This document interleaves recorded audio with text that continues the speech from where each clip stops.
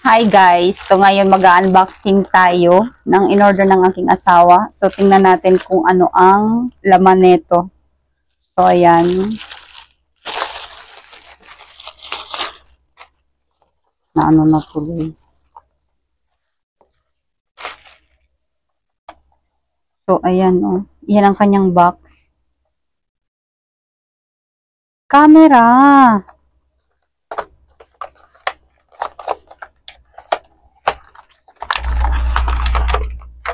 Charan!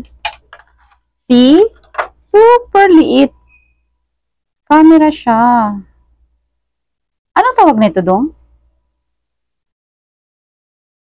Dong? Camera siya, parang body cam, no?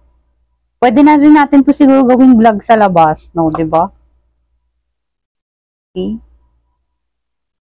Super cute lang. Hindi ka mahiyang gamitin ito sa labas kung halimbawa, gusto mo mag-video-video.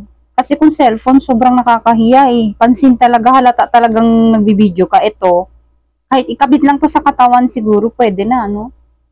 Galing. Tapos ayan, may charger na rin siya. C-type ang kanyang charger. So, try nating i-test kung paano to gamitin. Magpaturo na tayo sa ating expert. Okay? Try natin. Okay, game.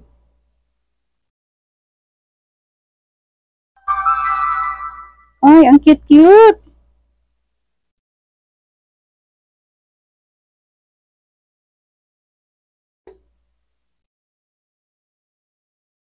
Yan ang camera. Nagagalaw-galaw pala ang camera.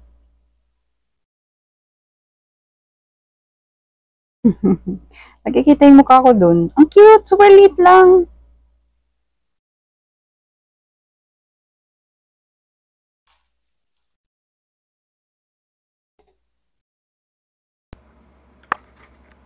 So, yan ang camera niya sa actual talaga.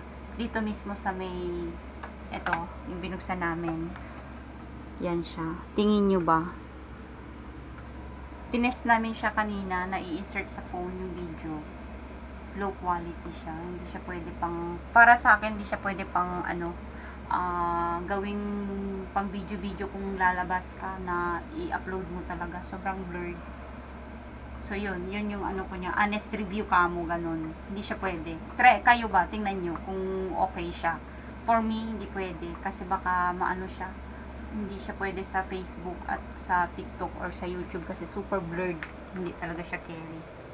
So, yun lang. Pero kung pang body cam na like sa biyahe, yung sa bike, sa motor, sobrang okay to. Kasi makikita yung mukha, yung boses, okay siya.